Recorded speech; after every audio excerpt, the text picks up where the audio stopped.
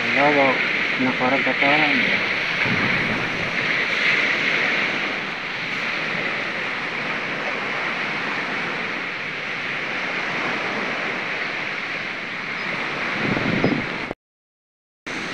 Maganda rin po dito tumambay sa tabing dagat kapag tayo po ay maraming iniisip o may mga problema.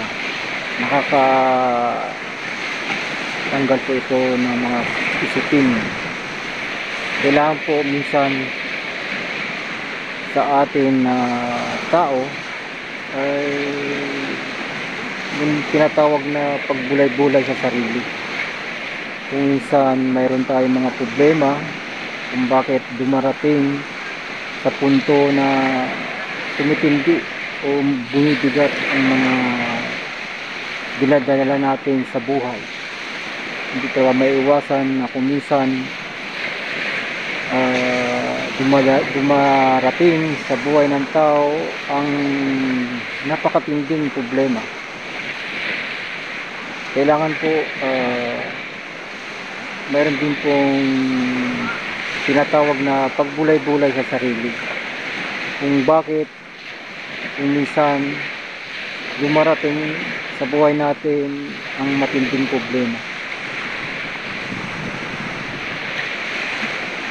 At ang kailangan po natin, huwag natin kalimutan, una-una sa lahat ang Panginoong Diyos. Dahil kung wala ang Panginoong Diyos, wala rin naman tayo dito sa mundo. Dahil ang Panginoong Diyos ang lumalang, una-una, kilala ng Panginoong Diyos ang langit, ang lupa, ganon din po ang tubig. Kailangan din po natin na maalala ang Panginoong Diyos. Ang Panginoong Diyos po ay pinagmula ng ating buhay. Siya po ang lumalang sa atin na dapat natin hindi makalimutan sa ating isip at puso ang Panginoong Diyos. Kung minsan kaya bumibigat ang dalahin natin sa buhay, meron kasing paalala ang Panginoong Diyos sa bawat tao. Ang kanyang mga salita. Kasi yung ang kanyang mga salita, yun po ang daan patungo sa kanya para ang tao ay mailayo sa mga pagkakamali.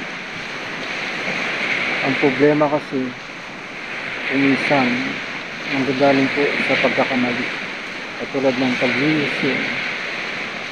Dapat pag nag-desisyon po tayo o nagplano o ano ang dapat natin gawin, kailangan titiyakin natin na hindi po tayo makakasama o mahuhulog sa pagkakamali. Kailangan din po natin minsan ay magbulay-bulay. Suriin ang ating sarili kung nasaan na tayo ngayon. Tayo ba'y nasa pagsunod pa sa kalooban ng Panginoong Diyos o nawawala na tayo?